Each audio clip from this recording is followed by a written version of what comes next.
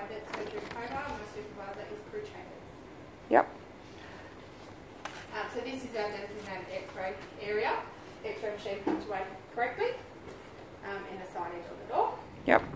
Which is totally lined at the back. Yep. Just doing one of our packs now. Yep. He's going to give me a pack and I will get it. So I want a dog pack and a stitch up, please. Yep. So they're in our cupboard down here. It's all lined in plastic. Everything is re-sterilised periodically. Yep. So dog pack and stitch up. Everything's dated from oldest to newest. Like we always rotate those around. Yep. So before we would do surgery, we would unwrap plastic. Yep. And have them in the surgery room because it is going to be sparkling clean. Yep. And we wouldn't leave them out here on the bench. And then after surgery, we've got some packs here that have been through the autoclave today. We're just giving them some air so we don't wrap them in any moisture or heat or anything is locked in the bag. Yep. But once they are good to go, we then wrap them up in a sealed bag, make sure it doesn't have any holes, and then place them correctly back in the cupboard. Yep. So we've just got some spare instruments out of thing on our bench here. Yep. Amy's just going to show you how she washes those. So if they were dirty or soiled, yep, you would rinse them previous to filling up the sink. You would fill up the sink. First wash we use SurgiClean. Yep. But Crew's a little bit sensitive to SurgiClean, so we're just going to do this more video with foreheads.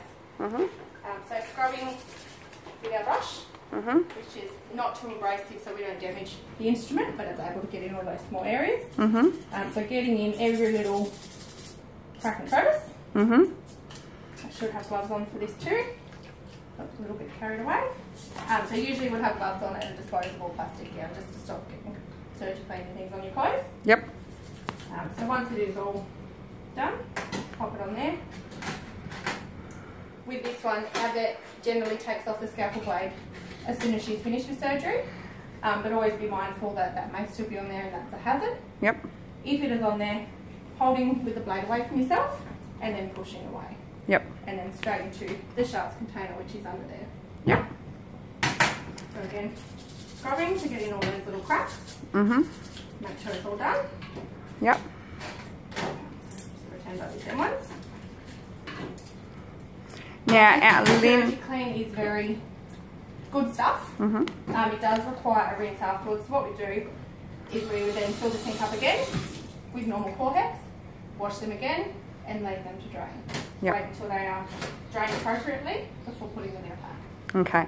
The linen after surgery. So with all our packs, what do we do? So we down in the laundry.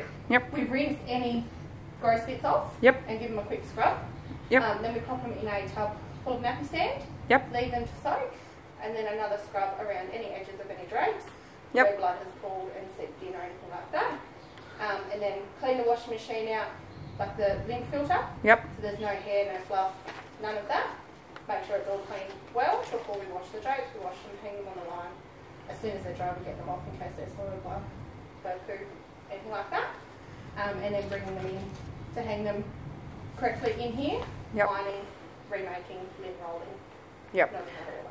So we've got some drapes behind the door there that have just come off the line after being loved. So we hang them like this so we don't crease them incorrectly. Yep. Now this one, it would need an iron because it does. It is wrinkled. And Yep. Jane likes her packs nice and straight. Yep. So why is it important to get any of the lint off the... Because it will contaminate the surgery site. Like any little bits of fluff Yep. can be left in an open wound and that will cause an infection. Yep. And if you were just going to quickly show me how to mock wrap up those instruments, can you get an outer and an inner? Yep. And explain why you need an outer and an inner? Yeah. And they're also in the cupboard. Yep.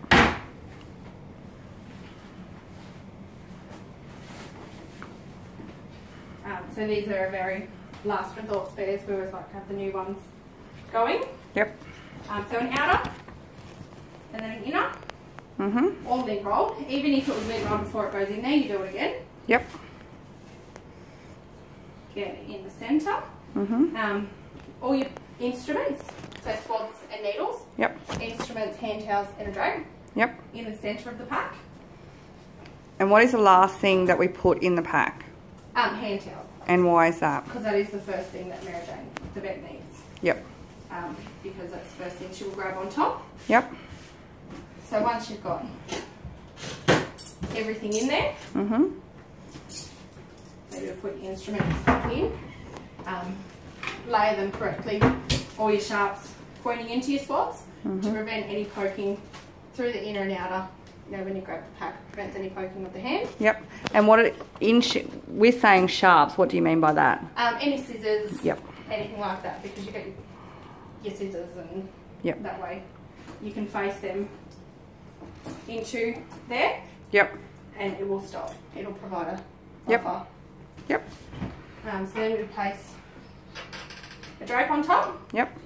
I'm not going to get the hand towels out. No, that's fine. So you place the drape on top of that, and then wrapping closer side to you over first. Yep. So that way when you open the pack in the surgery, it is the last one to come open, so you're not reaching over an open pack. Yep. Like that. And then what do we put on it? In the middle there before you put that next tape bit? There. Yep. And what sort of tape is that? So the heat reactive autoclave tape. Yep. With a pull up here so you can easily get it off. That tab, yep. Yep. And then you fold this one over just to make it that little bit shorter. Not that short, put it in the middle. And then you put 2 more pieces of tape there. Yep. One saying what type of pack it is. Yep. And the date that it is going through the autoclave. Beautiful.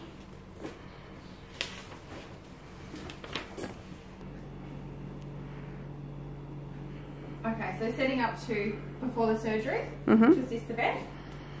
Because we've got a small dog, you would get things appropriate for the size. So yellow catheter. Yep.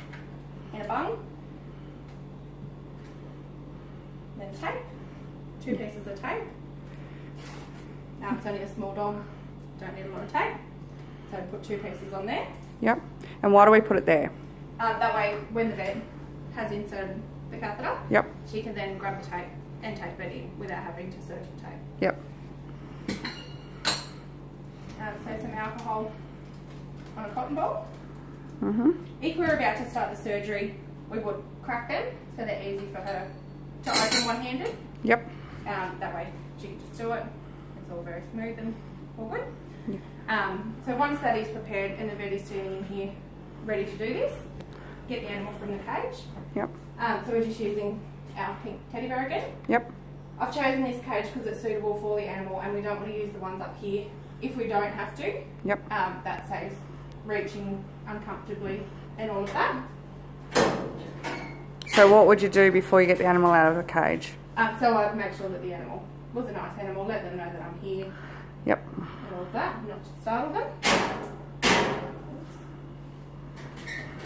Move the animal to the table. Yep. Okay. Then once here would have a muzzle. Yep. And pop that on. Just hold the vein up for the vet to insert the catheter. Yep. And how are you holding the vein up? So just the arm here. Yep. Just pressure with the thumb yep. over there. Fingers slip behind the elbow to prevent the arm from going back. Yep. If they're trying to pull away. So once she has that in and taped in. Yep. Then lay the animal over. Surgery preps or shave. Yep. So you would hold it. If she's already induced IV anaesthetic, if it was a little bit difficult. Yep. Always checking gum colour, breathing, everything like that while she shaves. Yep. And then for tubing, yep. So holding the animal up, top jaw open, no kinking of the neck because it makes it too hard for her to see down and get the tube down correctly. So nice and what else does it do? It just kinks off the neck. And so what does it do to the animal? Yep. Yep. So taking the animal into surgery, even though this is only a tiny little animal. We would always have 2 people. Yep. So the vet would then come around this side. She gets the front and the head. Yep. Get the back. So the back, legs are flat. So holding onto the legs yep. and supporting underneath. Yep. So we don't have a bendy dog. Okay. And then taking it in. Yep. And placing correctly on the table. Okay. and then hooking up the monitor. Yep. Which would be first, and tubes. Yep. Oxygen and anaesthetic. Yep. For this size dog, we would be using our small system. Yep. And then fluids. Yep. Yep. And then once that was scrubbing, we'd proceed with the surgery scrub. Yep. If the animal was moving around or anything like that, like seemed too alert to be under anaesthetic, yep, let the vet know and adjust anaesthetics accordingly. Yep. Yep. So we're doing the obs while you're in surgery? Yep. So checking for pulse to match the monitor. Yep.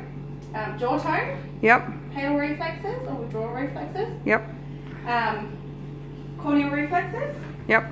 Yep. Whilst doing an anaesthetic on a surgery, do not leave the surgery room and watch it at all times. Yep. Yep. And monitoring on the patient anaesthetic chart. Yep. So once surgery is finished, correctly take teddy bear to, little white fluffy dog to cage. Yep. So disconnecting in the same order that you put them on. So fluids last and all that, leaving monitor until the very end. Yep. After surgery, leave the animal on oxygen for a period of 5 minutes. Yep. Just to help them recover better. Yep. Yep. So again, 2 people. Mary Jane always likes to get this end. So get this end. Yep. Carrying it supported. Yep. Into a bed. Yep. Tongue over the top of the jaw. Yep. Hot water bottle, which is the correct size for the dog. You wouldn't put a big hot water bottle on a 2 kilo little dog. Yep. Or a blanket. And a blanket, this one's probably a bit heavy for this little animal. So, right size blanket for the animal. Yep. Then we close one side of the door. We know here if there is a door open, there is an animal with a tube. Yep. And it's never to be shut with an animal with a tube. Closely monitoring, never leaving the room where you have something with a tube still in. If there is some sort of emergency and you are busting to go to the toilet and you just cannot wait, you get another nurse to come in, explain to them, you have a dog that's just come out of surgery with a tube in, can you please watch it while I just go to the toilet? Yep. Always making sure we talk to each other. Once seems more alert and swallows, removing the tube gently so they don't chew it and swallow it. Yep. OH&S on carrying dog to the cage? So 2 people. Yep. Yep. Especially like if it's a big hua, 50, 60 kilo, we would have 3 people. Yep. So 1 for the front, 1 for the back, and 1 to support the middle. Yep. And always picking the dog up so it can be placed in. You're not trying to turn the dog over before you get it in. Yep. And the last thing is communication with other nurses and clients? Yeah. So as I said before, especially if you're monitoring something in recovery, always making sure that there is someone looking at it if there's some sort of emergency and you have to leave the room. That way we don't have any swallowing of tubes or anything like that. Letting people know if you've taken catheters out or if you haven't, that way, when it comes time for discharge, everything is done, all the home care is done.